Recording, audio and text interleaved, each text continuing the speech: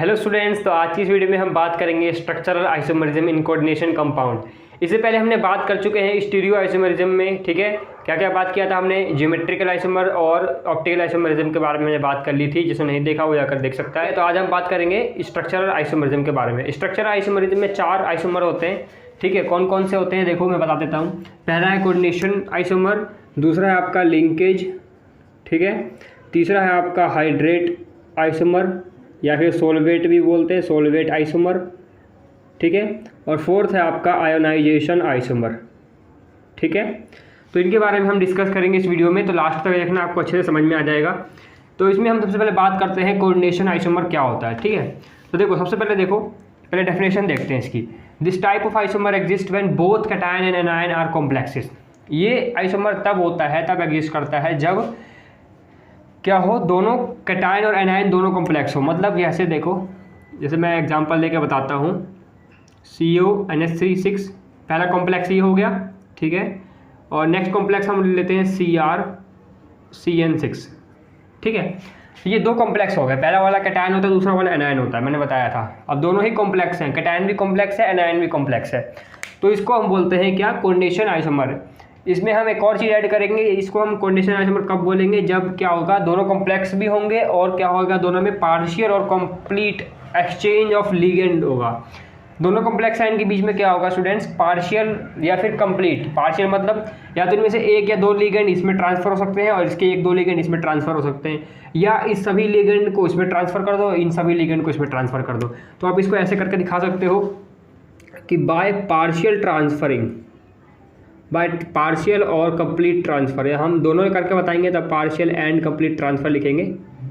Complete transfer of ligand, तो आपका क्या, कैसे आपका बनेगा यहाँ पर कॉम्प्लेक्स आयन CO। अगर हम पार्शियल करेंगे तो किस तरीके से बनेगा? हम मान के चलते हैं 2 लिगेंड यहाँ पर कर देते हैं। कोऑर्डिनेशन नंबर 6 होना चाहिए इसमें भी, इसमें भी, ठीक है। तो हम यहाँ पर कर देते हैं NH3 4 और CN के 2 यहाँ पर ले आते हैं हम, ठीक है, CN2। अब जो कोऑर्डिनेशन नंबर अभी भी कितना है? 6 ही है, ठीक है। तो हमने अभी क्या है, एक पार्शियल ट्रांसफ़र किया है और इसमें भी करेंगे। इसमें 4 बचेंगे, 2 चलेगा यहाँ पर, है ना। CR यहीं पर रहेगा अभी, CN4, और इसमें से 4 यहाँ पर है तो 2 इसमें हमने ट्रांसफ़र कर दिए, ठीक है। NH3 कितने हो जाएंगे यहाँ पर? 2, ठीक है स्टूडेंट, समझ में आ गया। तो ये हमने क्या किया, पार्शियल ट्रांसफ़र किया। अगर हम कंप्लीट ट्रांसफ़र करेंगे तो हमारा किस तरीके से बनेगा कॉम्प्लेक्स आयन यहाँ पर? तो इस तरीके से बनेगा CO, है ना। इसको हम इसके जगह पर रिप्लेस कर देते हैं, तो क्या बन जाएगा यहाँ पर? CN6 बन जाएगा, ये कॉम्प्लेक्स आयन हो गया। नेक्स्ट कॉम्प्लेक्स आयन हो जाएगा CR, और इसमें हम इसकी जगह पे ये यहाँ पर ये लिख देंगे। तो यहाँ पर ये क्या हो गया स्टूडेंट्स? ये कंप्लीट ट्रांसफ़र हो गया। इसको हमने यहाँ ट्रांसफ़र कर दिया, इसको यहाँ ट्रांसफ़र कर दिया, समझ गए। तो दोनों कॉम्प्लेक्स आयन होने चाहिए, दोनों क्या होने चाहिए? कॉम्प्लेक्स आयन होंगे तभी हम कंप्लीट या पार्शियल ट्रांसफ़र कर सकते हैं, क्या? इसको हम बोलते हैं कोऑर्डिनेशन आइसोमरिज्म, ठीक है। तो स्टूडेंट्स ये आपको लिख के आना है कोऑर्डिनेशन आइसोमर, अगर आप पूछा जाता है तो। इससे हम बात करते हैं आगे लिंकेज आइसोमर के बारे में बात करेंगे। इसको नोट करो, फिर हम आगे बात करते हैं। स्टूडेंट्स देखो हम बात करते हैं लिंकेज आइसोमरिज्म के बारे में। लिंकेज आइसोमरिज्म क्या होता है? देखो इसमें हम 2 डेफिनेशन लिख सकते हैं या फिर दोनों भी लिख सकते हो, मर्जी है। This type of isomerism possess ambidentate ligand. Ambidentate ligand क्या होते हैं? जिसमें एक ही लिगेंड के 2 अटैचमेंट साइड होती है। मतलब कि जैसे कि मैं बताता हूँ NO2, यहाँ पर डोनर एटम, यहाँ पर पहले तो नाइट्रोजन है। अगर हम लिखें ONO तो यहाँ पर डोनर एटम क्या है? ऑक्सीजन है, ठीक है। तो ये एक ही लिगेंड है, हम इसको इस तरीके से भी लिख सकते हैं, इस तरीके से भी लिख सकते हैं। तो यहाँ पर डोनर एटम ये है, यहाँ पर डोनर एटम ये है, तो हम इसको बोलते हैं एम्बाइडेंटेड लिगेंड। जब एक ही लिगेंड में 2 अटैचमेंट साइट्स होती हैं, ठीक है, 2 डोनर एटम होते हैं। तो यहीं पर ये दोबारा ये लिखा हुआ है, this isomerism arise due to presence of ligand having 2 donor atom. 2 donor atom मतलब कि एम्बाइडेंटेड लिगेंड की बात कर रहा है, ठीक है। तो देखो एग्जांपल क्या है इसका, एग्जांपल सीधे समझ लेते हैं हम यहाँ पर। जैसे कि CR NH3 और फिर यहाँ पर NO2 का एक मॉलिक्यूल है, 5 और 1 6 हो जाएंगे, ठीक है। और यहाँ पर नाइट्रोजन के थ्रू बॉन्ड बन रहा है पहला। अब इनको ऐसे भी लिख सकते हैं, और CR इसी को हम ऐसे लिख सकते हैं क्या? NH3 इसको हम ONO भी लिख सकते हैं, ठीक है। यहाँ पर 2+4 लगा देते हैं अगर हम ऐसे, ठीक है, ONO। तो यहाँ पर ऑक्सीजन के थ्रू बॉन्ड बन रहा है, ठीक है।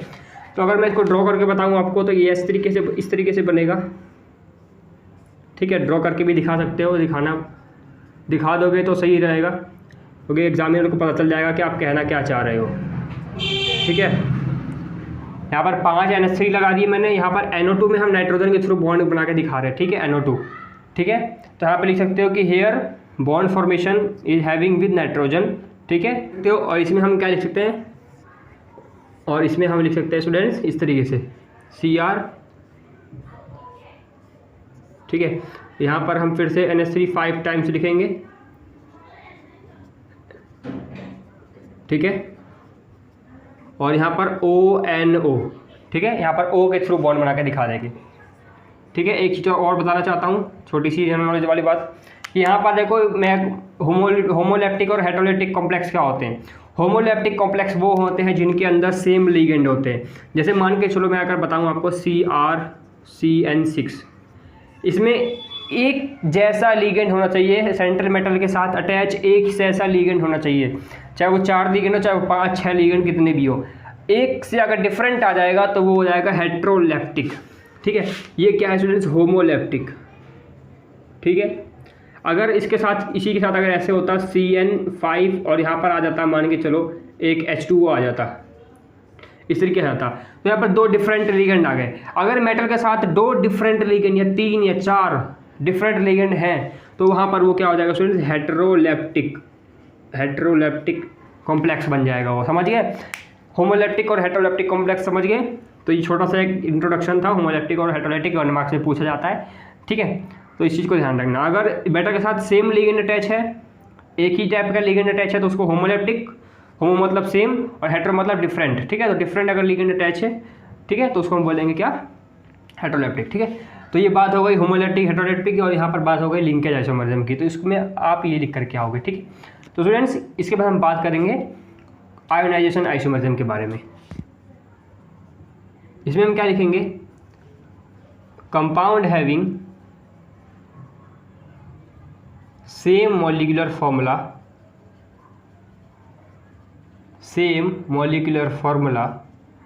but give different ion in solution on ionization।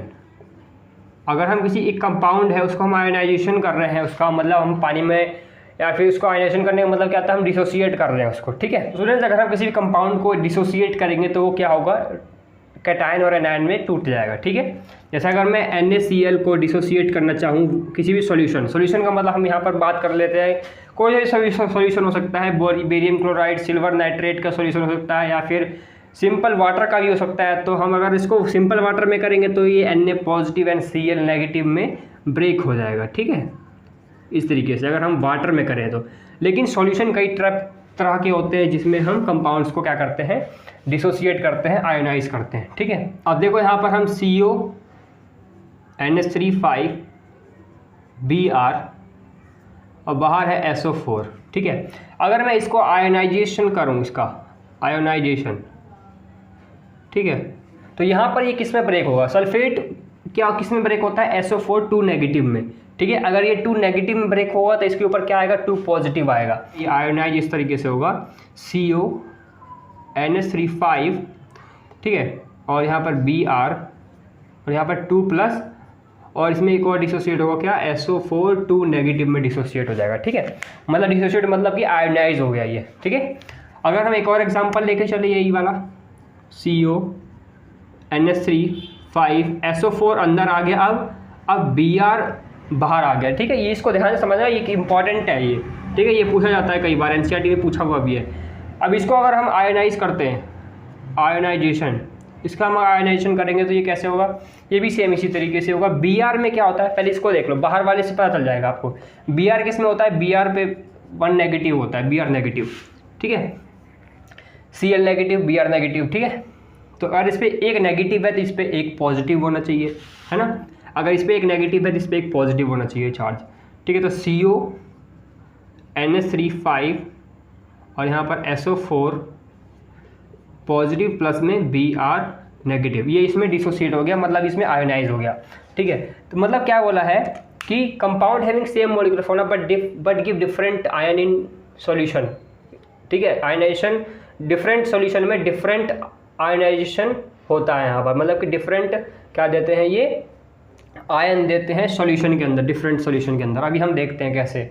अब देखो स्टूडेंट्स, हम यहाँ पर बात करते हैं, मेन इंपॉर्टेंट हम आता है। देखो हम सबसे पहले इसको लेते हैं, CONH3 5Br और यहाँ पर SO4, ठीक है।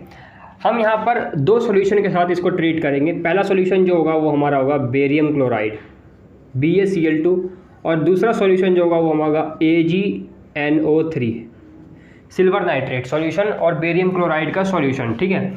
तो देखो हम किसी भी इसमें हम सॉल्यूशन डालते हैं ना, किसी भी, जैसे कि मान के चलो ये बेरियम क्लोराइड का सॉल्यूशन, इसको हमने, इस कंपाउंड को हमने क्या किया स्टूडेंट्स, हमने बेरियम क्लोराइड में डाला, ठीक है, बेरियम क्लोराइड में डाला। इसमें बेरियम क्लोराइड है और एक में क्या है, बेरियम क्लोराइड का सॉल्यूशन है BaSO4, और ये वाला जो है वो है AgNO3 का सॉल्यूशन है।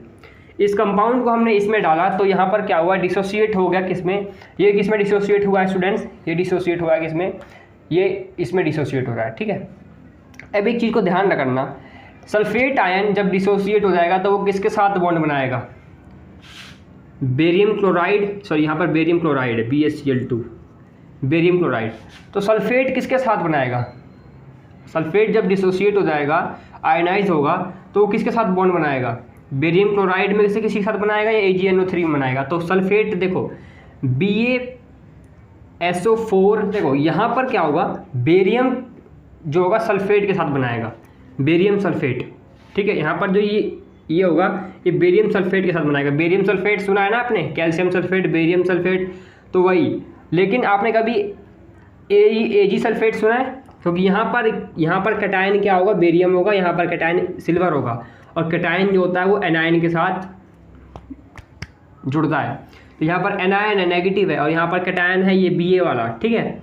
तो यहाँ पर ये होगा जो इस तरीके से होगा, Ba2 पॉजिटिव और Cl2Cl नेगेटिव, इस तरीके से होगा ये, ठीक है।